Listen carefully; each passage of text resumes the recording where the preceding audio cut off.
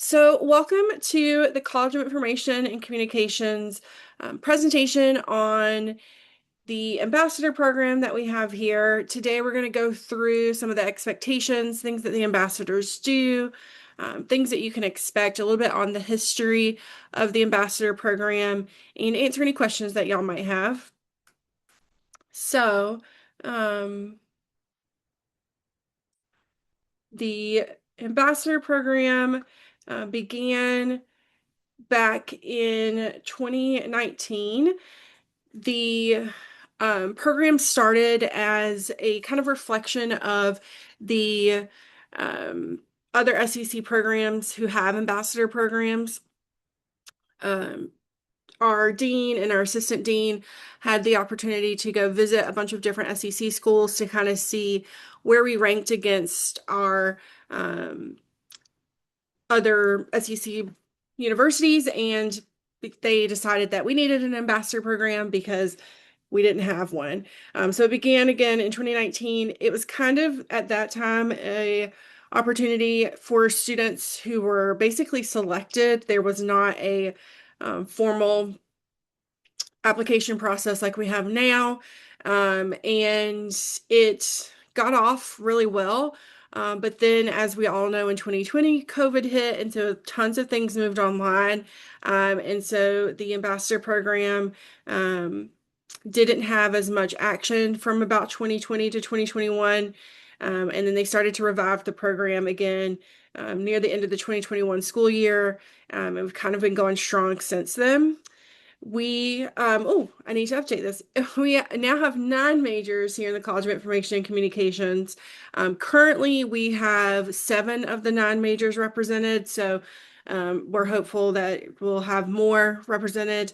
But as much as we want to have every major represented, we also see the beauty in just having people who are excited about CIC and can talk about all the different majors.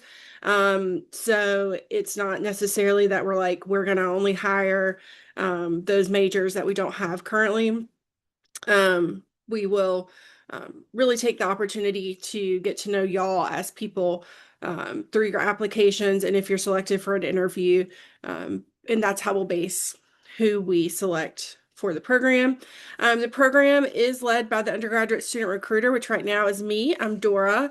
I've been here since January of 2019, so I kind of saw this program grow and halt and grow again. So, but I've been leading the ambassadors for the last couple of years.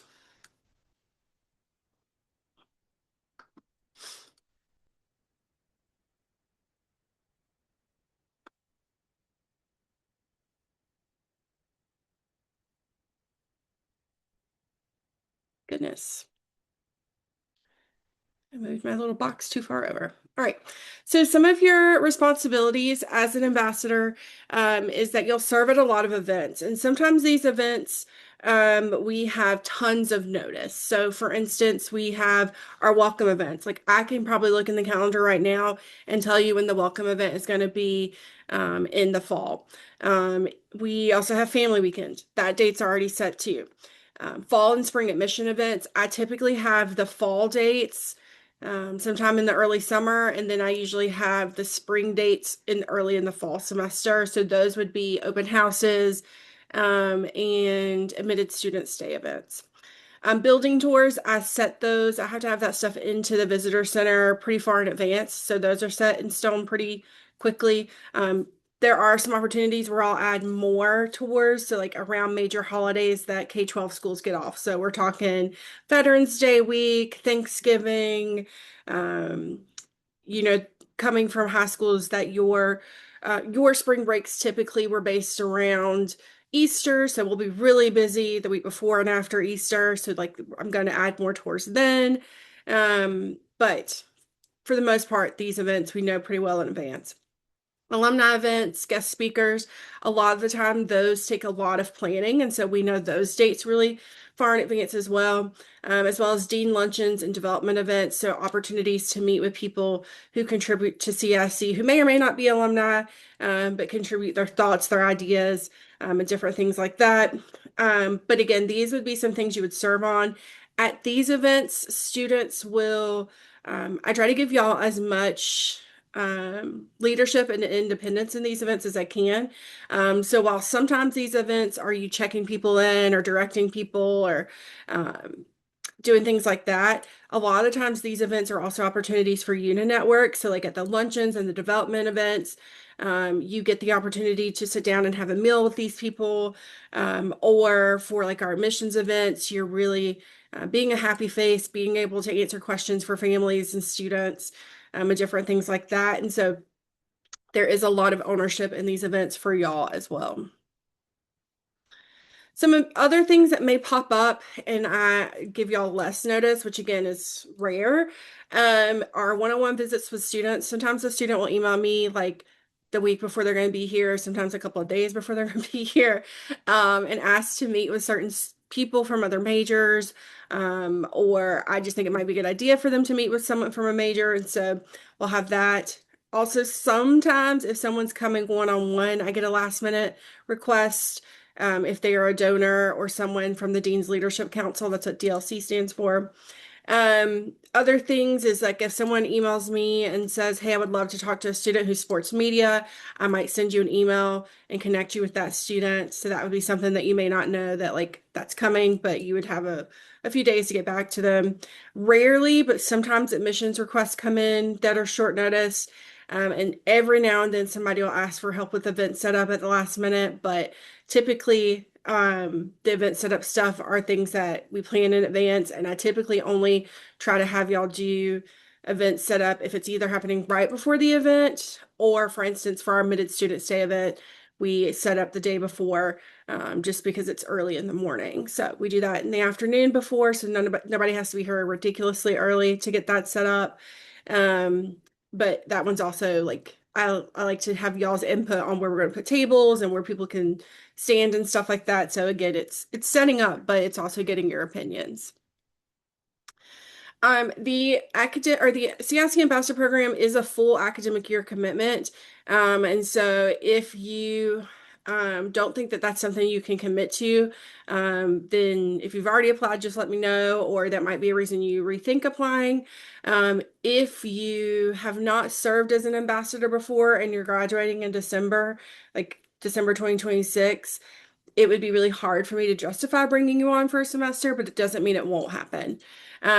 We do host events throughout the week, throughout the day, in the evenings, but also sometimes there's a few things that happen on the weekends. So there's a lot of opportunities for you to get involved. And again, they happen throughout different times of the day. So some things are early in the morning, some things are in the middle of the day, some things are in the afternoon, some things are at night. And so there's really there really should be an opportunity for you to find time if you sign up to be an ambassador. What we don't want you to want to happen is that you sign up to be an ambassador and you do it just because you think it's something great for your resume. It is, in fact, awesome for your resume. But we want you to serve as an ambassador and not just have the name on your LinkedIn and your resume. We want you to be able to actually use what you've learned from this experience, get those connections with people, and build those relationships. One of our ambassadors who has served with us for the last 3 years will tell you that she was looking for an internship, I think like 2 summers ago. And because she was an ambassador, she felt comfortable reaching out to the dean, and asking him if he knew of any opportunities where she was from. And he was like, yes, I do, in fact. And she's had a really great internship for the last 2 summers. And that was just because she she took the opportunity to ask our dean if he had any connections. So that would be something that you could do right now anyways, but it might make you feel more comfortable knowing that you have this connection, from being an ambassador. Some other expectations. So I recommend that you think about keeping about 3 hours per week that you know that you could devote to the program. That does not mean you're going to get 3 hours every single week. This position is, this wouldn't be like my only job on campus and the way I like pay my rent if I was a student. It would just be an opportunity to have that leadership role that you just happen to get paid for. But if you think that you can reserve at least 3 hours each week, to the ambassador program, you should be able to find things to do and to participate in. We do have some professional development and meetings and stuff like that, as well as orientation, and we take headshots in August. Right, the last 2 years, I think we've done it that Friday of the first week of classes because so many people have things happening with sororities, or maybe you're not back on campus yet. Um, so we just find that that first Friday of classes has been a really good time to really get pretty much everyone to orientation, where we kind of just like crash course you in everything you may not already know about CIC, and know about the majors. We're going to make some changes this year, so I'm hopeful it'll be great. And again, we'll take headshots, and so we'll have you guys dress business casual or business professional those days or that day, so that you can have a really nice headshot on the website, or that you can use for LinkedIn and things like that as well. But we just use that as opportunity to get to know each other. And again, you get to learn about CIC. Um, we asked you that when you are serving as an ambassador, you are representing CIC and your major at the events. And so, yes, I try my best to connect people with things that make sense. So if you're an advertising major, I'm really trying to hard to make sure that you're talking to advertising students, that if it's an advertising event, that y'all are the ones there.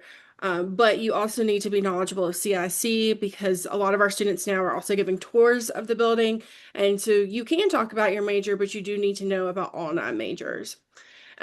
We haven't met as much monthly as a group over the last couple of semesters, but we might do that. This semester, I took the time to have one-on-ones with everyone so far, so that's kind of how I've changed it up. And then you do have to submit a timesheet if you want to get paid. That is on y'all to submit. I won't chase you for those timesheets. I will remind everyone to submit their timesheets, but you have like 2 weeks to do it. Like every 2 weeks, y'all get paid. And depending on when you do the activity, you might need to like submit it that same day. So I can approve it the same day, or you might have a little bit of flexibility. But again, the timesheets are on y'all, and me approving the timesheets is on me. And I am pretty quick about it every day when I come into the office. If there's a timesheet waiting to be submitted, that is the first thing I do, because I am happy that we have the opportunity to pay y'all now.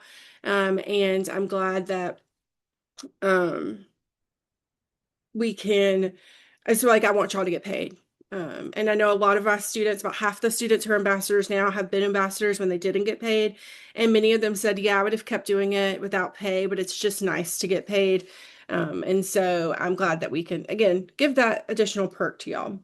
So some of the benefits of being an ambassador. So on top of obviously the opportunities to grow your leadership skills, you also grow in presentation and public speaking experience. There have been times too that I've asked the ambassadors to create a presentation that they will present, not for me to present, um, and or have some say in what I'm doing. And so I really try to get y'all's opinions on those things, or if I think it's something that's better suited for y'all, even like some of the takeovers that we've done right before our admitted student stays, those are all ambassadors. And so it really gives y'all those opportunities too. You get some ambassador exclusive apparel. So last year, everyone got sweatshirts, or this year, I guess everyone got sweatshirts. We're exploring other things down the road as well. You'll get a polo to wear. If you're serving at an event where there's a t-shirt and it's an event that I'm leading, you're definitely able to grab a t-shirt.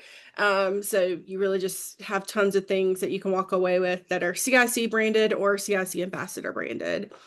You do get a cord if you serve 30 hours in 1 year, which isn't hard for a lot of students. And then you also get opportunities again to network with college leadership, CEOs of companies, presidents of companies, different things like that. And then the pay is $12 an hour, up to 20 hours per week. But you do need to be mindful, if you do have an on-campus job, that it has to go with, like, you can't, it's 20 hours total. So if you are working in the library for 10 hours, then you can only devote 10 hours to the ambassador program or whatever your leftover time is. If you don't have an on-campus job, 20 hours is what you got. The next steps, I'm looking through this and I am also really excited about the ambassador program. So I check who's applied like every single day. And so I see some familiar names on here. So some of y'all have already applied. So thank you for doing that and just coming in here to check on making sure there was no other questions and stuff you had. But if you haven't done it already, you'll need to apply to be an ambassador. The ambassador application closes that Monday or Sunday night of spring break. So I think that is March 8th. Yeah. So that's March 8th at 11:59 p.m. I know sometimes everyone gets bogged down with things leading up to spring break, midterms and stuff like that. So I wanted to give y'all a couple of extra days, but it is also a quiet time for us who will be reviewing your application. So it's nice for us to be able to take a moment to breathe and relax and then look at your apps. And then we will extend interview opportunities out the following week when y'all get back from spring break. And then the interviews would be that next week. And then offers will go out on, I believe, April or March 30th or 31st. One of those 2 days.